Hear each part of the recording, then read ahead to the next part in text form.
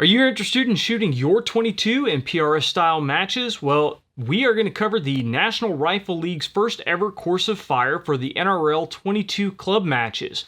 Coming up.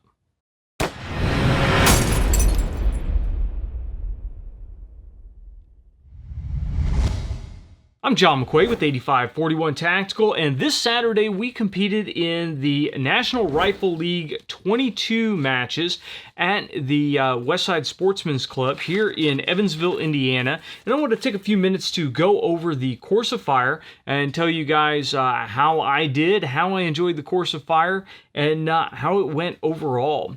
So now, for those of you that are not familiar, the NRL 22 matches are a really interesting concept in that you get PRS style matches that can be held on ranges that only go out to 100 yards and are shot with a variety of different 22 rifles. There are two different classes. There's base class, which covers rifles for $350 or less and scopes at $700 or less. And then there is open class, which is pretty much the type of rifle that I have here in front of me, which covers everything else. So the sky's the limit. You can do pretty much whatever you want to do as long as it's safe as far as 22s in open class. Now, the National Rifle League 22 matches are really cool because they are set up to be a specific course of fire that the NRL publishes at the beginning of every month, and they are shot the same across the entire country. They use the same targets, they use the same barricades, they're shot at the same ranges, and so what that gives you is it gives you a chance to compare your performance to shooters from all across the country. So it is a very interesting concept in that it gives you a benchmark for your performance, but it also allows match directors to kind of use a match in a can format where they don't have to go seek out targets and seek out formats and try to come up with courses of fire. The course of fire is published. All they have to do is go out and set up the targets. Even the actual target packages are ready to go. You have to purchase the $250 target package from the National Rifle League website to set up your club matches, and then grab a couple of different barricades from the local hardware store, a couple of different components that they recommend. And from there, you're ready to go. All you have to do is go out, set the stuff up, and shoot. So it is a fairly simple undertaking, and it makes it, I pretty much believe, as simple as possible to get a match up and running in your area. So that was the score this Saturday at the Westside Sportsman's Club here in Evansville, Indiana. It was the first ever course of fire for the National Rifle League 22 matches, and I wanted to roll out and check it out and see if it's something I'd be interested in getting into. I did shoot my 1022 here, which we've covered it a couple of times before, but it's basically a Ruger 1022 action with a Green Mountain barrel, a Bell & Carlson stock, a SWFA 3 to 15 by 42 millimeter rifle scope on it, a Harris BRM-S 6 to 9 bipod, and I used a SAP run and gun bag for most of the time that I was shooting. So overall, not a huge undertaking here. This scope is actually a $700 scope and will work in the base rifle class, but the overall rifle is an open class rifle. So we'll talk about how the actual equipment worked as we go through at the end of each stage of fire. So we rolled out to the Westside Sportsman's Club, and one of the nice things about the NRL 22 match format is they give you time before the match to go ahead and get your zero and get your dope at each yard line. They had paper targets set up at each yard line, so you could go out and you could fire and you could verify that, hey, I'm actually on. So you could show up with no data whatsoever for your rifle, and as long as you are quick, within a few minutes you can get all the data that you need to shoot the match. So again, it makes these matches a whole lot less technically intensive. You just have to concentrate on your ability to hold the rifle and apply the fundamentals of marksmanship to get a clean shot off. So we showed up, the targets were set up, we did a quick zero, and I went ahead and took the time to make sure that I was on. I shot the day before to make sure that I had solid dope at 25, 50, 75, and 100 yards. So I was pretty sure I was good to go. It changed slightly when I got out there and shot that day. I'm not sure exactly why, but I was glad that I took the time to shoot before the match started to make sure everything was dead on.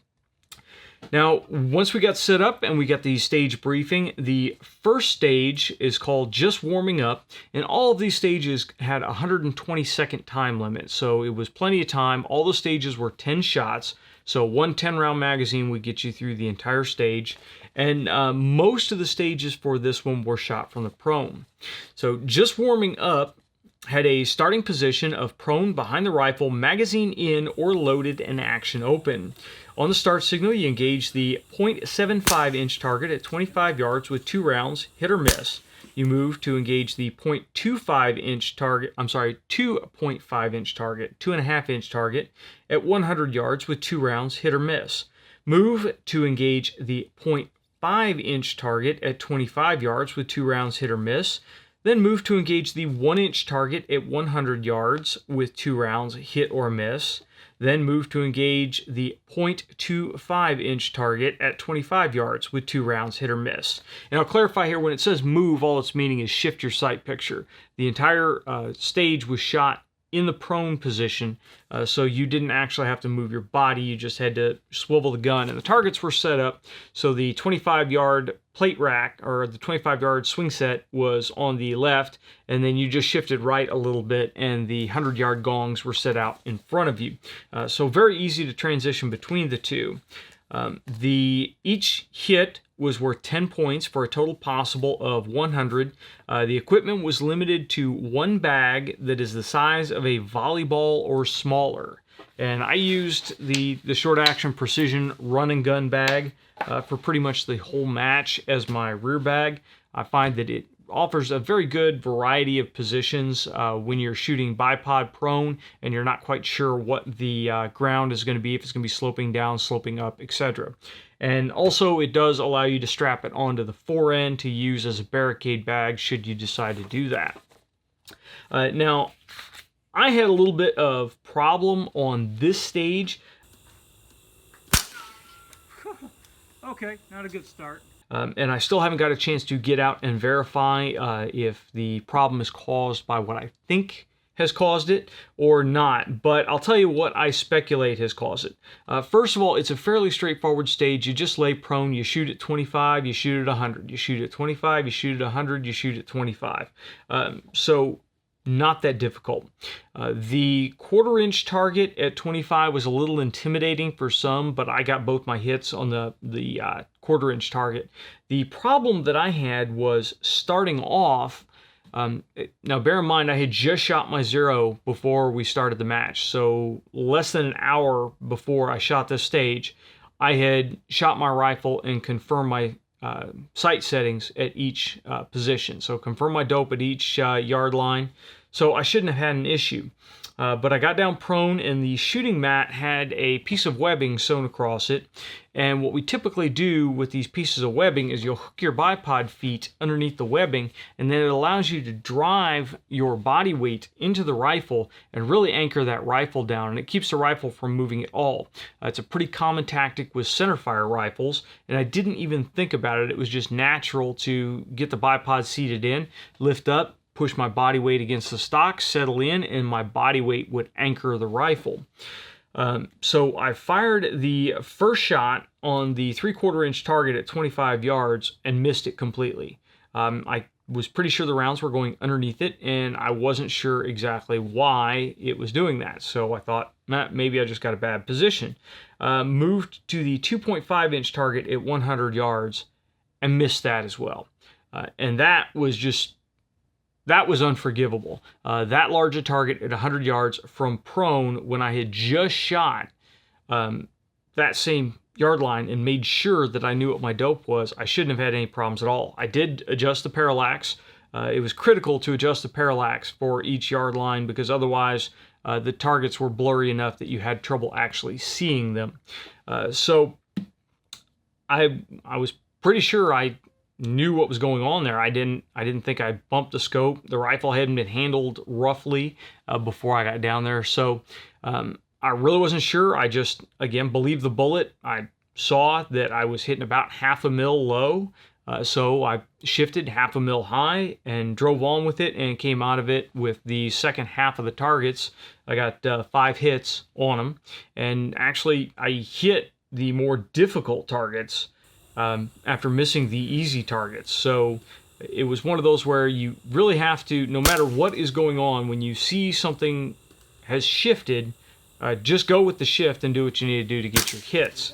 So when I came off of it and the stage was over, I sat back and looked at it, I realized that I was driving the bipod into the shooting mat on a stock that is not free-floated. Normally I'm used to shooting centerfire rifles that are fully free-floated. The barrel does not touch any portion of the stock or chassis, and it is allowed to vibrate on its own. So loading the bipod or not loading the bipod or shooting off a barricade or whatever has no effect on the harmonics of the barrel, because the only place the barrel is attached is back at the receiver. So it works like a tuning fork and vibrates on its own. Well, in this case, there is a barrel pad up here at the end of the stock, and the barrel is actually supported by that pad when I tighten it down. Rugers are only held in place by one action screw, so sometimes if you don't have any other support there, you can get a little bit of barrel droop, or you can get other things going on. So a lot of stocks do have these barrel pads, and this one shoots very, very accurately in this stock with the barrel pad. But what I think I was doing when I drove the rifle forward is I was pushing down on this bipod, and I was causing just a tiny bit of droop in the tip of the stock, and that was enough to throw me off a 1/2 mil at 100 yards, which is a pretty significant deviation. So put that in the back of my mind, and just remember the next time, don't drive the bipod, just let it sit there. This is not a recoiling rifle. It's not going to bounce around or do crazy stuff where you really have to drive the gun. So I need to get out to the range and still find out if that actually holds true. Intentionally drive it, shoot a group, and then hold it light and shoot a group and see what the deviation is between the groups. I just haven't had a chance to get out and do that yet. Some other things that I noted on this: the close targets were on a KYL rack type swing set, so they hung down and they were free to swing on their own. When you hit them at 25 yards, they spin pretty quickly. So you find yourself on this stage of fire where you had to hit each one twice. You spend a lot of time waiting for it to slow down. And I do encourage you, with a 120-second time limit, wait for it to stop. Don't try to hit it on the move. If they really compress the time limits, I might try to hit it on the move, calculate where it's swinging at so it will be there when the bullet gets there. But with this time limit, it wasn't necessary, so wait till it comes to a rest before you pop it again. The stand was heavy duty enough that we didn't have to worry about a previous target causing the next target to sway or spin, but we did end up doing, the match director went out and used some electrical tape to tape the conduit legs into the stand, because we did have a couple of times where that stand would start to move a little bit, and we had one guy actually knock the stand over because the way he hit it jarred it enough that one of the legs fell off and the stand fell over. So some way, rigger's tape, electrical tape, gaffer's tape, anything to hold those legs in might be a really good option. The next one was the parallax. I'm just reading my notes that I have down here. Parallax is a mandatory thing. You really want to be able to have your side focus adjustment on the scope to be able to dial that parallax out quickly. Going from 25 yards to 100 yards is a significant change for a magnified optic, and you really do need to dial that in to get that focus. It's nowhere near as significant a change as going from a 300-yard target to a 400-yard target. I generally won't adjust parallax doing that if I'm shooting a fast course of fire. But these close-in targets, you have got to adjust that parallax. So if you're looking for a scope to shoot this kind of competition, you want a side focus adjustment. There were a couple of guys that had rear focus adjustments. They had SWFA fixed power scopes, and that was difficult because they can't see the markings from the position on the rifle stock. You have to break position to see your markings. And same thing for adjustable objective scopes. There were some of those out there, and again, you have to break position to look at the scope to be able to get it dialed in. So you want to have some way to see what your objective is set at or what your parallax is set at from a shooting position behind it, and have some way to adjust that rapidly. The next course of fire is called Right, Left, You're Toofless. And these have some pretty funny names. It's obvious that the guys that are coming up with these stages of fire have a sense of humor, so that's really kind of nice to see. Again, 120-second time limit. This time targets were at 50 yards and 75 yards. Again, 100 points possible, 10 points for each hit. Equipment, again, 1 bag, and shot from the prone. The starting position, again, is prone behind the rifle, magazine in or loaded, and action open. I'll take a real quick minute to talk about the starting position. For a semi-auto rifle, I would have to lock my bolt to the rear and insert my magazine and then have my bolt locked to the rear. Now, those of you guys that have shot 10/22s before, you know that releasing the bolt lock can be a little fiddly on them. You have to pull your bolt to the rear, mess with this little metal blade underneath here, and then you can release the bolt and let it go forward. Rifle off safe, and then you're free to engage. I do not have an auto bolt release on this yet. I will be putting one in because being able to just pull the bolt back and release it would have been much easier on the starts on these. I lost quite a few seconds on some stages fiddling with the bolt release to get it to go forward. Bolt guns had a little bit easier because they just started the stage with the bolt back, magazine in, and as soon as they said go, you chamber the bolt down, and you're good to go. So if you are shooting open class, an auto bolt release is really a recommended accessory for a 10/22. If you're shooting base class, I don't believe that is an allowable modification because that is a trigger group component, and you're not allowed to modify anything in your trigger group. So just a quick little word on that. I will be modifying mine to be an auto bolt release so that I'm a little bit quicker on the gun. Once your start signal goes, you engage the 1-inch target at 50 yards with 2 rounds, hit or miss. You switch to the support side, weak side, and they do have a note here, weak side, eye, hand, and shoulder. So you had to mirror image. Very often when I switch to support side, shooting centerfire rifles, if they don't specify, I will just take the rifle out of my shoulder, place it in my other shoulder, and use my opposite eye to shoot rather than trying to reverse my hands. It saves a lot of time when you're switching, and it also allows you to use that hand that is used to running the bolt and operating the trigger and keep that in place instead of switching sides. In this case, you had to switch everything, so you had to use your support side hand as your firing hand, and you had to switch your shoulder and switch your eye. After switching to support side, you engage the same 1-inch target at 50 yards with 2 rounds, hit or miss. Then move back to your strong side, engage the 2-inch target at 75 yards with 2 rounds, hit or miss. Switch to support side and engage the same 2-inch target at 75 yards with 2 rounds, hit or miss. And then switch back to strong side and engage the 1-inch target at 50 yards, it says from either side, with 2 rounds, hit or miss. The 50-yard targets it was set up on a swing set, and the 75-yard target was just a gong on a hanger. Now, for this stage, this was fairly easy for me. Again, it was 10 shots, 10 points per hit, 100 rounds total. This stage I cleaned. I do practice shooting from both sides very often. I really don't have any problems. It feels a little odd to switch to my support side, but especially when I'm running a semi-auto gun, it's just a matter of switching things up, getting my face down there, and getting the shots off.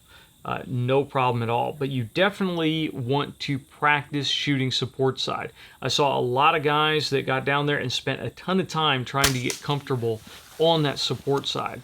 This is also one place where being straight behind the gun really helps you out, because if you're kicked all the way off to one side shooting Green Army Man style, then when you go to switch to that support side, you've got to bring that body all the way back around to the other side, and there's tons of wasted movement. Speed with a firearm is just about economy of motion, getting rid of anything that you don't need, and being able to just slide the buttstock over to the other side, or actually, in my case, I left the gun there, and I just slid my body over real quick to the other side, got back on it, so the gun stayed lined up on the target. I didn't have to worry about the gun flopping around. I slid back, switched sides, got on it, and got the job done. So practice support side, practice shooting with that support side eye. The only really change that I have to make shooting support side is very often I have to close my dominant eye. My right eye is my dominant eye, and sometimes I will have to close it because even with the magnified sight picture, my right eye tries to take over the sight picture and I end up not seeing my crosshairs. So that's really the only difference there. Spend a good amount of time on a range session shooting support side. It feels nasty, it feels wrong, but the longer you do it, the more comfortable you get to it, and eventually you'll get to a point where you just can switch gears and drop in on that support side and get the job done. No real hang-ups on this one. The swing set worked fine, the gongs worked fine, and we were good to go.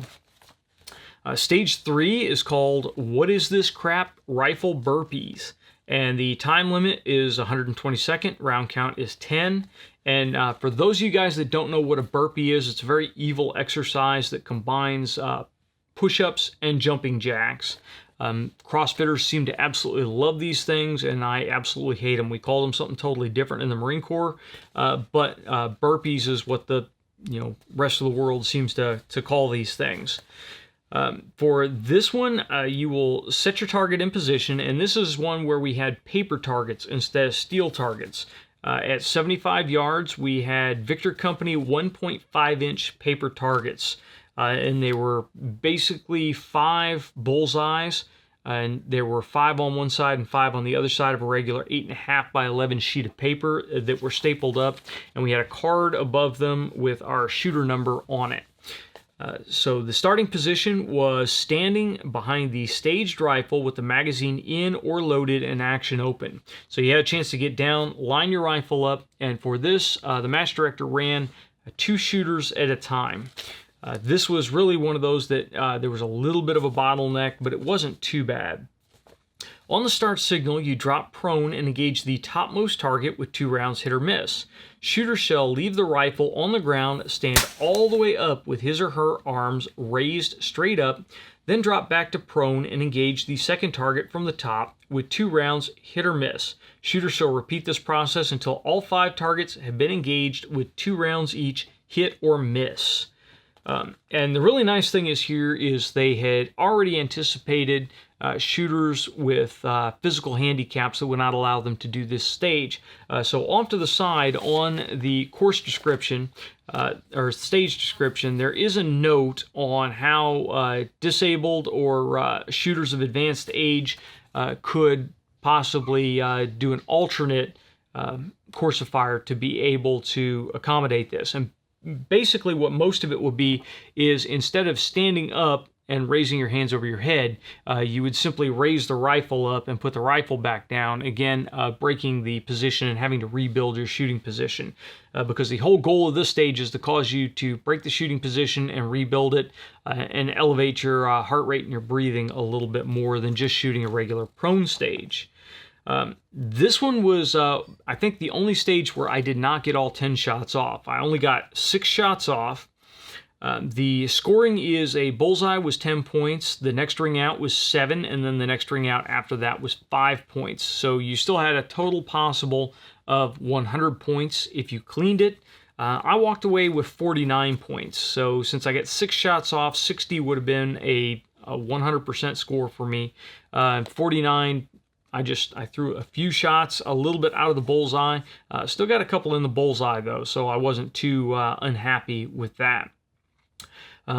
This one was interesting. Anytime you have a stage like this where you have to combine a physical activity with shooting in between each shot, you really have to balance that speed and accuracy.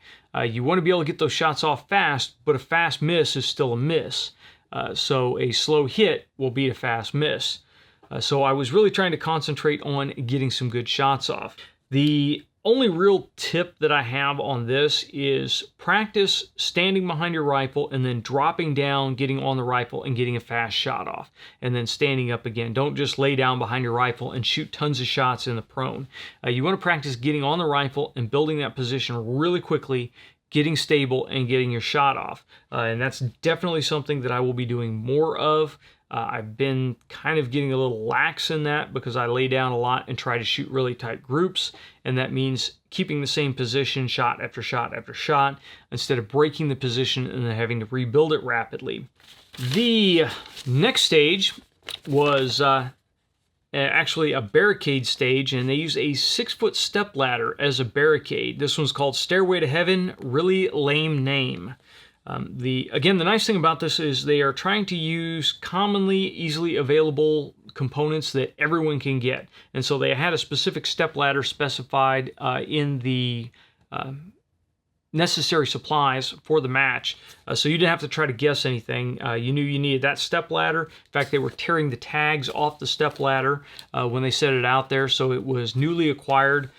But again, it gives you a level playing field. All the steps on that step ladder are the same height for everybody, no matter if you're in Southern Indiana or Northern California. It's all the same. So again, really neat way to run the match. Ranges here were 75 yards for a 3-inch hanging target and 100 yards for a 4-inch hanging target.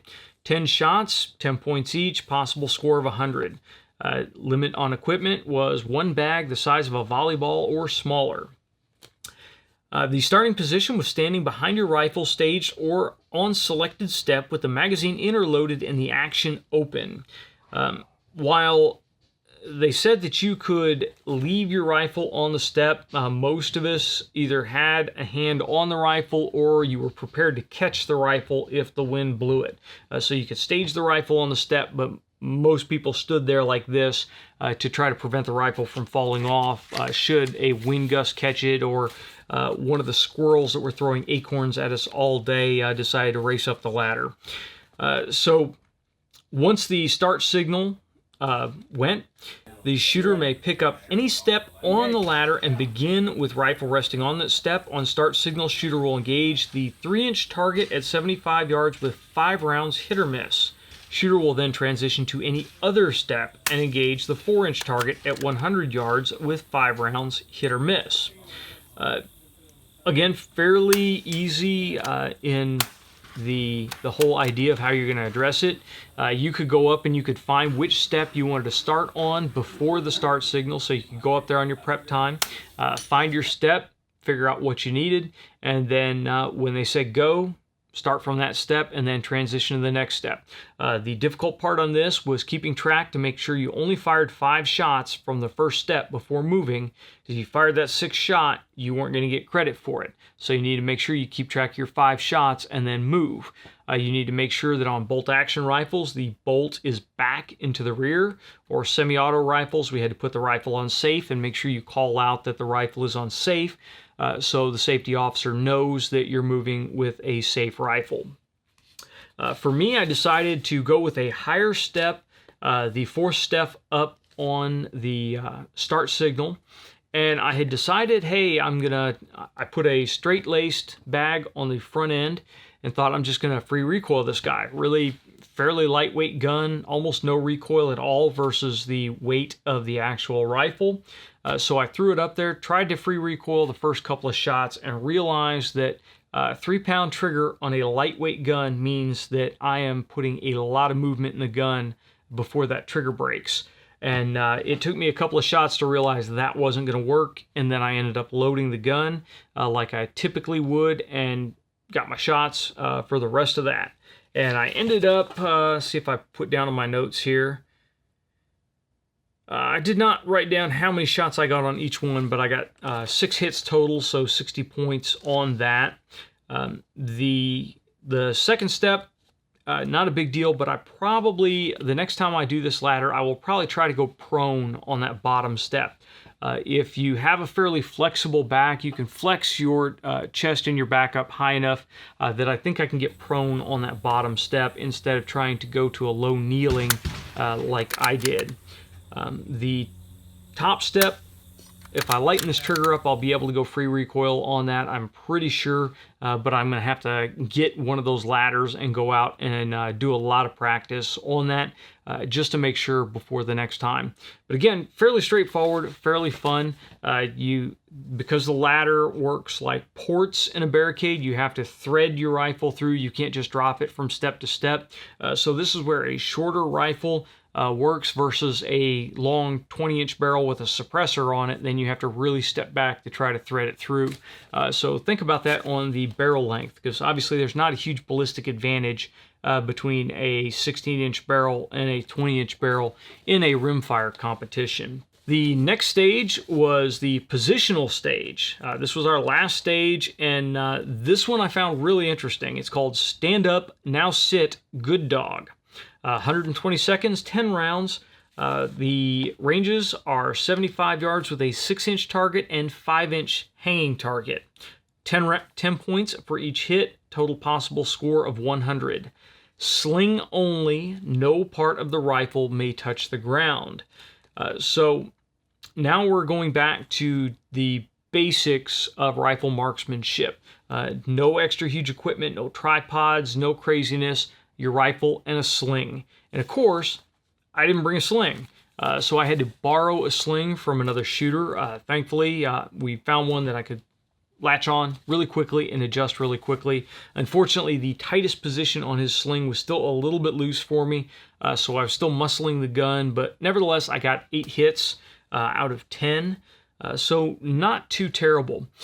But you definitely want to practice shooting from a sling. I shot standard offhand, and then I shot sitting with my elbows on the inside of my knees, which is a standard sitting position. It's pretty much what I used in the Marine Corps. If I was able to crank that sling down tighter, I could have come over a little bit more and got my elbows outside my knees. And for me, that's a really, really stable braced position. But I have not practiced it with this rifle, so it would have felt a little funny, and I may have had some issues trying to get my sight alignment through the scope. But definitely practice with the sling. I love that they threw this in here because shooting with the sling is one of those that seems to be going away.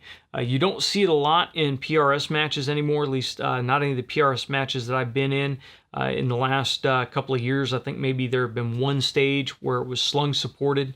The PRS rifles have seemed to start getting so heavy and so unwieldy that it makes them difficult to shoot from a sling.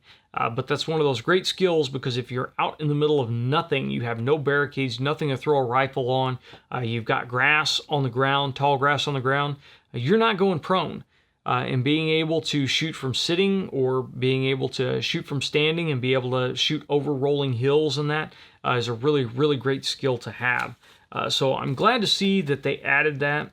The only notes that I have down here, other than having a good sling that adjusts easily, is I shot this one on 9 power on my scope. So this is one of the stages where I took the 3 to 15 and I dialed it down. So that was the last stage, and overall it was a really, really good time. This was the first time that this match has been shot pretty much across the country, and so of course this is the first time that was shot at the Westside Sportsman's Club. And like anything, when you shoot a new match, there's a little bit of little teething problems here and there, but overall the match director did a great job of ironing anything out, getting things taken care of. There were a couple of little snafus, like one of the safety officers on the range was worried about some ricochets from one of the steel targets from misses going past that target. So they ended up having to put railroad ties out behind it to kind of satiate those fears. I don't think it was an issue at all. Again, we're shooting 22 long rifle, and no ricochet was going to be severe enough to go over the berm and exit the range. And if for some reason you had a 22 that hit the ground hard enough to bounce up, it's going to be pretty much the same effect of a pebble flying up. So standard velocity 22s don't have a ton of energy once they impact the ground. Shooting the paper targets was the other hiccup, and I kind of saw this coming as soon as we started the paper stage. Very often, shooters that are not familiar with this kind of format or they get excited will end up shooting on the wrong target and put holes in one of the other shooter's targets. And so this kind of necessitated stopping after every 2 shooters, going down and grading the targets, and then coming back again. So no big deal there, just things that you learn. I know a lot of these matches that were held, the clubs would shoot a whole squad at the same time. And I don't know how many of them have problems with guys shooting on other targets. If you're able to spread your targets apart with more space between them, then that reduces that. But these were pretty much stuck close together side by side because they do have it set up so you have 10 targets on each sheet of paper. So one shooter shooting on one side of the sheet of paper, one shooter shooting on the other side of the paper. So that's something to keep in mind. Try to spread those targets apart if you can. You might have to end up having to cut those in half so that you've got some space between them, and put really bold markings above each piece of paper so the shooter can very quickly, when he gets on his scope, see that that's his number. Shooters, you need to make sure that you are looking at that number before you drop down and engage the target. For me, I was making sure that every time I got behind my rifle, I scanned back up at the number and then came back down instead of just looking for the next target to shoot. So again, just little tiny issues that really are easy to overcome. Overall, it was an incredibly fun match. I really enjoyed it. And in fact, I enjoyed it so much that as soon as I got home, I jumped on the NRL's website and I went ahead and bought a NRL 22 membership. They're $50, and that membership will allow your scores to go up in with all the rest of the scores for shooters across the nation. And again, it qualifies you to be able to shoot in regionals if you're good enough and all this stuff. So really neat overall program, and I really want to support it. I want to keep this thing going, so I decided it was worthwhile for me to jump on and actually get a membership. Now, we've talked about the course of fire. I want to take a minute and talk about how well my rifle performed and some suggestions I would have for you guys who are looking at setting up a rifle to shoot this kind of match format. First of all, we talked about the stock, and the Bell & Carlson stock, other than the issues I think I'm having with the forend and the barrel pad. Overall, I really like this stock. It adds some heft to the rifle, so it feels more like a real rifle than a kid's toy. And that's a problem with the original 1022 carbine and a lot of the plastic stocks that are out there. They're really lightweight and they make the rifle feel like a toy. It doesn't feel like a substantial rifle. So adding a little weight to it can be a good thing. The comb on the Bell & Carlson stock is too low for use with most rifle scopes, so I did have to build it up with a Victor Company USA cheek riser, and that's a really simple setup that holds in with 2 screws. So you just stick it on the stock, screw it in. It's just the right dimensions for the Bell & Carlson stock. It sits on here perfect and works great. The stock has a regular rubber recoil pad. Obviously, we don't need a lot of recoil absorption, but you do want that thing to stick in your shoulder pocket and not slide around on you. So that worked really well. I wish the pistol grip was a little bit more vertical and a little bit closer to the trigger, but it is totally workable. And I was able to float my thumb up here with really no problems getting on the trigger, and so it felt good there. The barrel is a Green Mountain barrel. This guy works great. It'll give me about dime-sized groups at 50 yards. It's not exactly a bench rest rifle, but I don't expect it to be. But for this type of competition, it is more than accurate enough. I would recommend getting a threaded barrel, though. I picked this guy up while it was on sale. The threaded version was out of stock at the time, so I went ahead and got the target muzzle.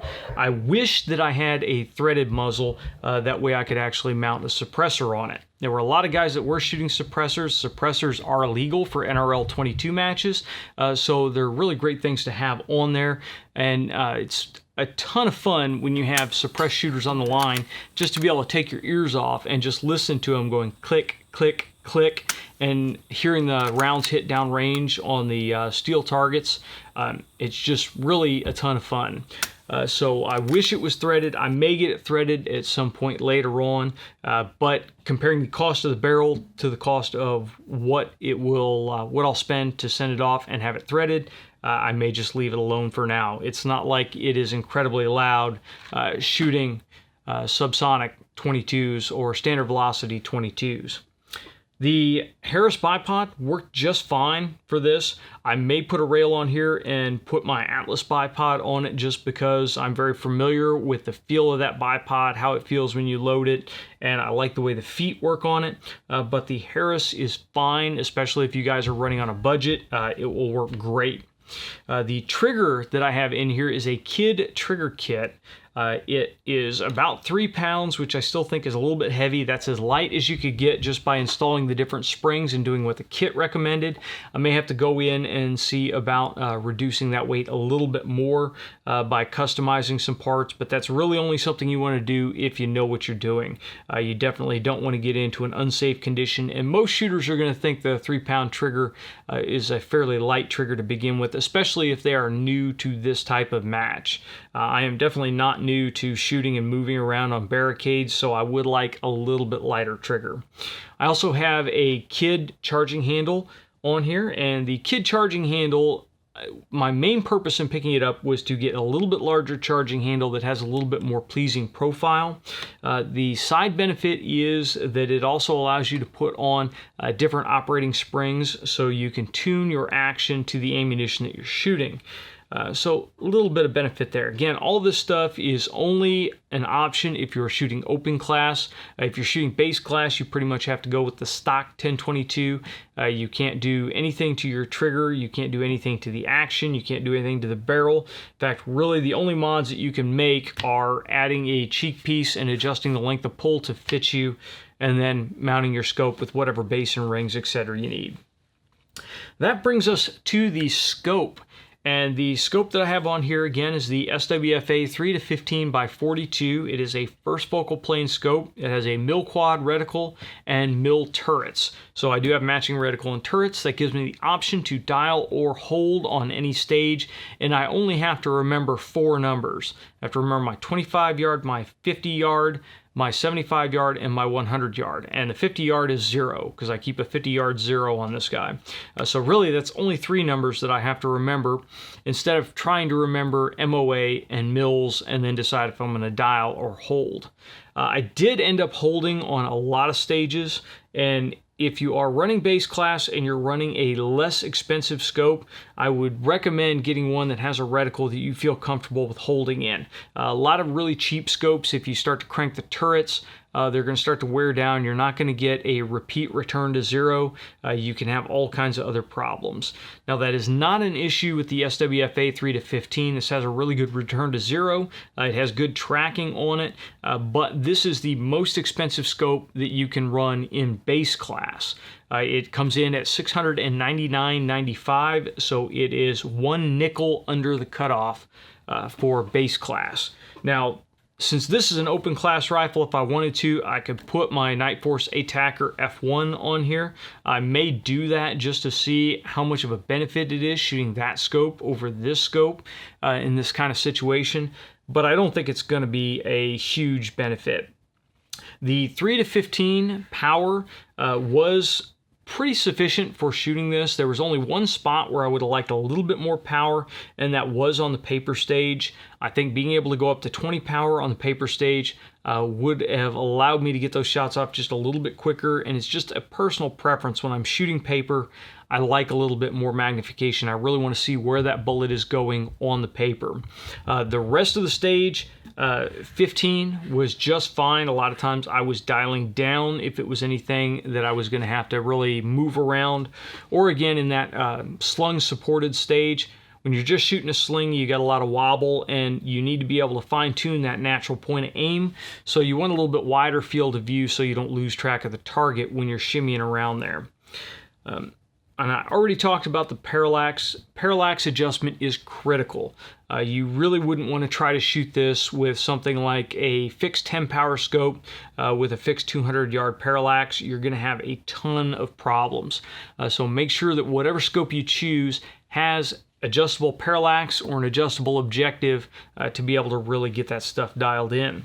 Now, when you set it all up, I recommend you go ahead and get a 50-yard zero. 50-yard zero means you are going to hold over for 25, you're going to hold over for 75, you're going to hold over for 100.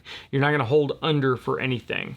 So I would recommend going with a 50-yard zero. That seemed to work just great for me, and it gave me a real easy time when I was doing my holds from the different targets. But that is about it overall. I really enjoy this format. I really enjoy this match. I can't wait until this next month. NRL has already posted the October Course of Fire, and that is one of the really cool things about this format is you can go out, you can download the Course of Fire, and you can practice it before you go out to shoot it.